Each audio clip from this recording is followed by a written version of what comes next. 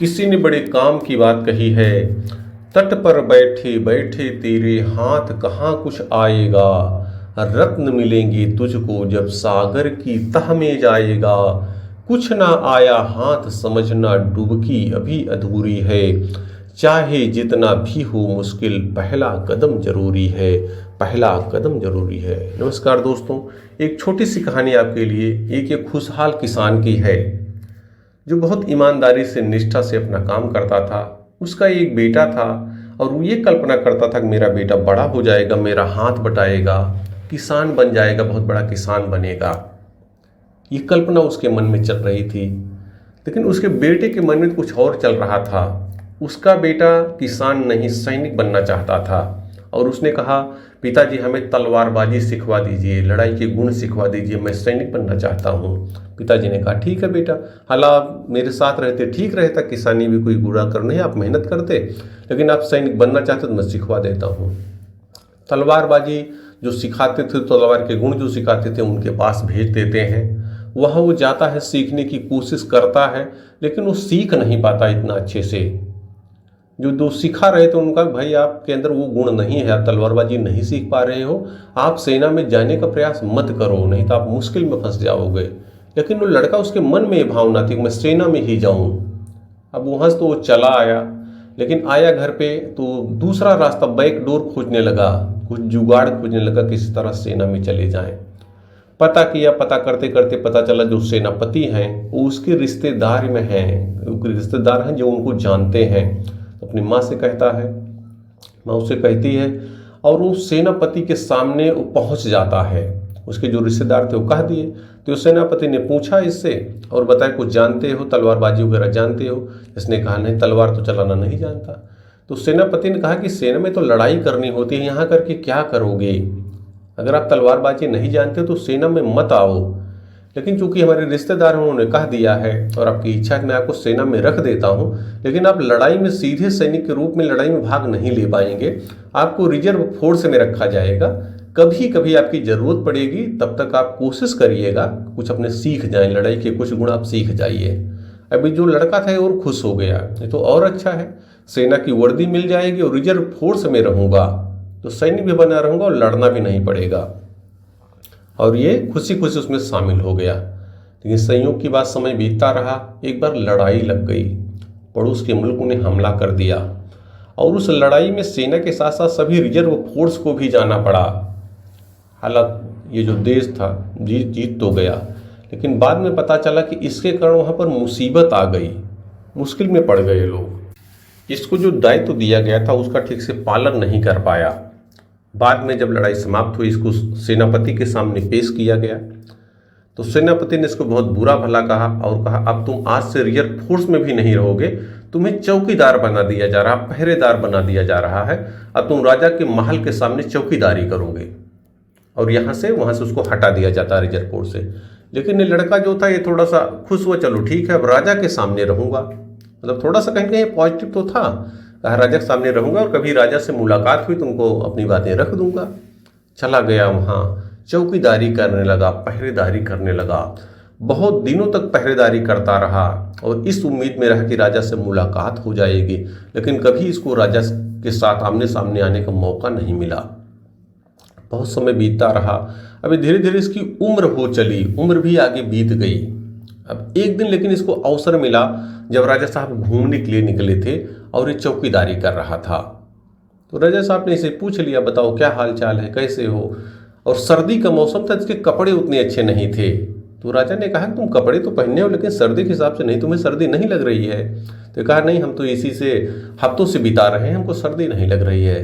फिर भी राजा ने कहा, नहीं, तुम्हें सर्दी तो लग रही होगी, तुम्हें कंबल भेजवा देंगे आज, चलो तुम चिंता मत करो।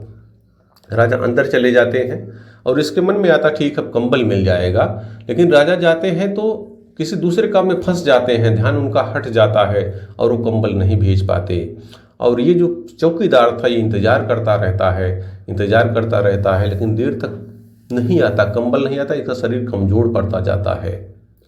और सुबह हो जाती है, सुबह जाते हैं कुछ सैनिक, इसको देखते हैं तो देखते हैं कि इसके शरीर में तो प्राण ही नहीं है, उसके प्राण निकल गए। और लेकिन वो देखते हैं साइड में कुछ लिखा हुआ है, वो सैनिक जाते हैं, राजा साहब को बताते हैं कि राजन जो चौकीदार था उसका देहावसान हो गया, वो मर गया है। लेकिन उसके पास में राजा साहब भी आते हैं और देखते हैं तो उसके पास कुछ लिखा हुआ है। उसने लिखा हुआ था कि राजा साहब, मैं इतने दिनों से पहरेदारी करता रहा, चौकीदारी करता रहा, मुझे कुछ नहीं हुआ, लेकिन कल आपने कंबल देने का वादा कर दिया था, उसी वादे के चक्कर में कंबल आ जाएगा, मेरा शरीर थोड़ा कमज़ोर पड़ने लगा और मैं सर्वाइव नहीं कर पाया और मैं अब इस संसार को छोड़ के जा रहा हूँ और उसकी मृत्यु हो जाती है। राजा साहब भी दुखी तो होते हैं, लेकिन अब क्या किया जा सकता है। ये छोटी सी कहानी, इसका सार यह है कि अगर हम दूसरों के ऊपर आश्रित रहेंगे और बैकडोर का सहारा लेंगे तो कभी जीवन में सफलता प्राप्त नहीं कर पाएंगे और कहीं न कहीं बड़ी मुश्किल में फंस जाएंगे। इसलिए आप भी अगर जीवन में कुछ पाना चाहते हैं तो अपने हाथ, अपने पैरों पर, अपने बाजुओं पर विश्वास रखिए, अपनी योग्यता पर विश्वास रखिए। किसी दूसरे का सहारा लेने का प्रयास मत कीजिए। बहुत दिन तक आप किसी दूसरे के सहारे आगे नहीं बढ़ पाएंगे और जैसे आप दूसरे का सहारा लेते हैं वैसे आपका बल कम हो जाता है, आपका संबल कम हो जाता है। तो ऊपर वाले पर विश्वास कीजिए, उन्होंने आपके वो गुण दे रखे हैं, आप थोड़ा उनको खोजिए और उन्हीं पर काम कीजिए, आपको सफलता अवश्य मिलेगी। इसलिए वही बातें जो आपको बताता हूँ, सच्ची सोच के साथ, सच्ची मेहनत के साथ ऊपर वाले ने जो भी आपको दिया है उनके प्रति कृतज्ञता का भाव अपनाइए और अपने जीवन को बेहतर से बेहतरीन बनाइए। याद रखिए, ऊपर वाले न भूलते हैं, न भूल करते हैं और समय आने पर वह आपके सभी अच्छे और बुरे कर्मों का फल अवश्य देते हैं। बहुत बहुत धन्यवाद। किसी ने बड़े काम की बात कही है, इंसानियत आदमी को इंसान बना देती है, लगन हर मुश्किल को आसान बना देती है, लोग यूं ही नहीं जाते मंदिरों में पूजा करने, आस्था ही तो पत्थर को भगवान बना देती है। नमस्कार दोस्तों, एक छोटी सी कहानी एक महिला की है जो संघर्ष के दौर से गुजर रही थी। उनके पति उनके साथ नहीं रहे। उनका एक बेटा था जो पढ़ाई करता था, 11-12 साल का, धीरे धीरे बड़ा हो रहा था। एक दिन वो विद्यालय जाता है, पढ़ने के लिए जाता है, लेकिन शाम को वापस नहीं आता।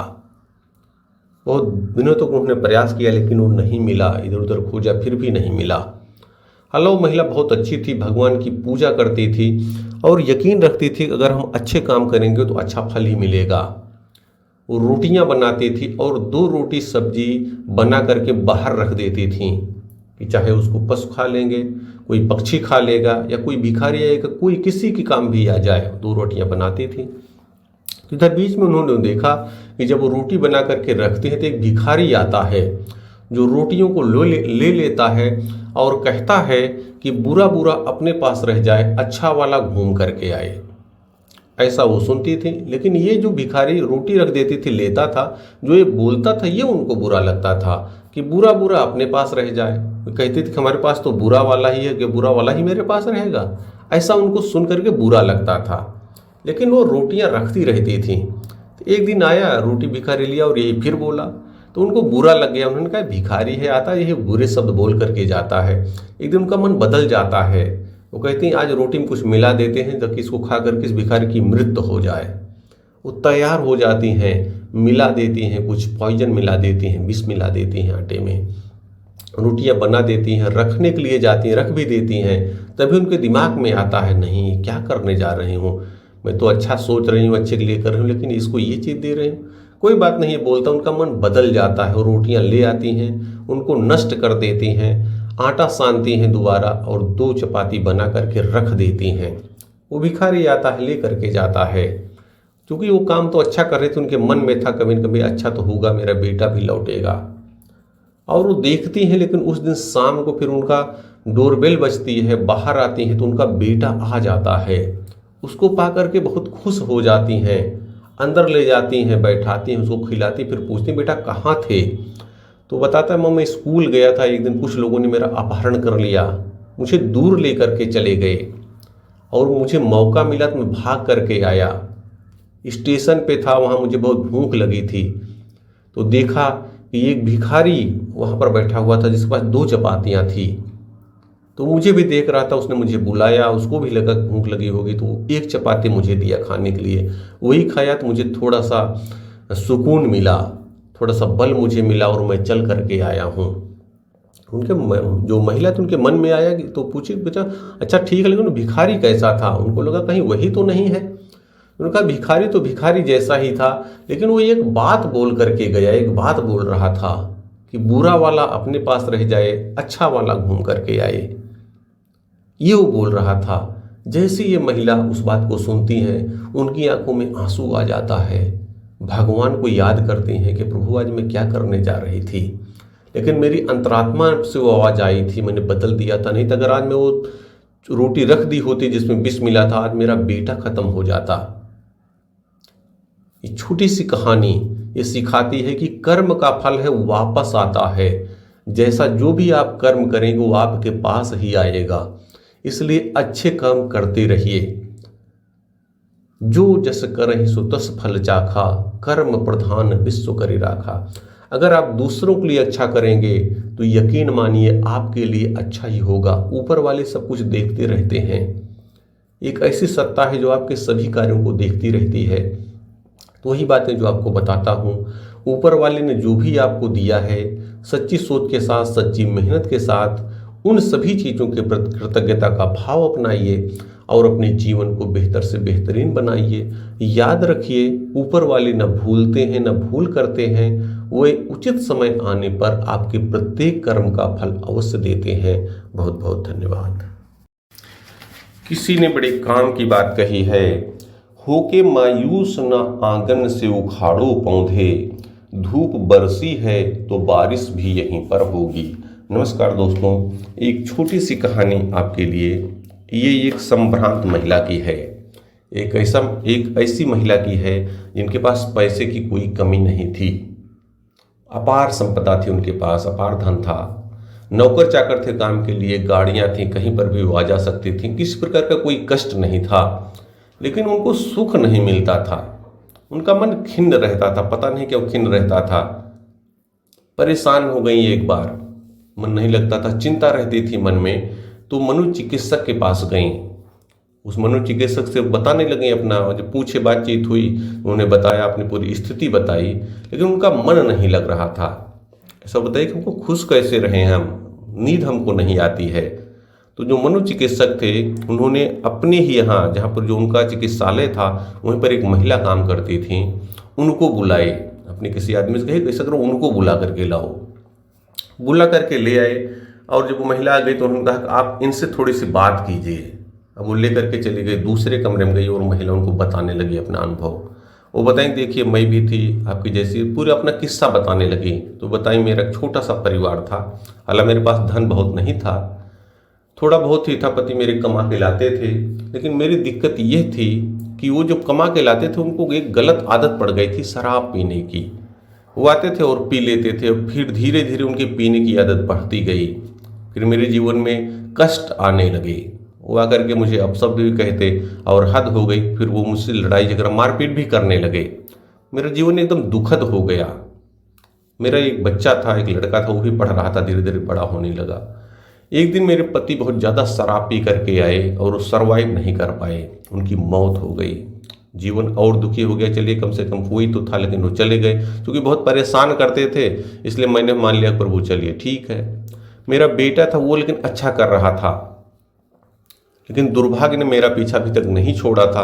एक दिन वो आ रहा था पढ़ करके और एक्सीडेंट में वो भी मेरे साथ नहीं रहा। अब मेरा पूरा जीवन दुखी हो गया।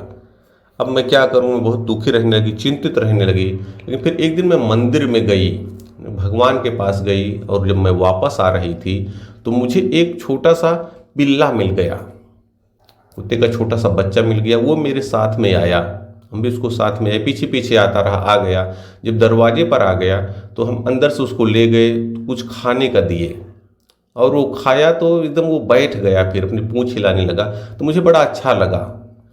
फिर मन में ये आया कि अगर एक कुत्ते को इतनी से मदद करके, बहुत दिन बाद मेरे चेहरे पर मुस्कान आई थी, मेरा मन खुश हो गया है, तो अगर हम दूसरे को मदद करेंगे तो मुझे खुशी मिलेगी। मुझे लगा हो सकता मैं मंदिर में गई थी, भगवान ने मुझे कुछ रास्ता दिया है।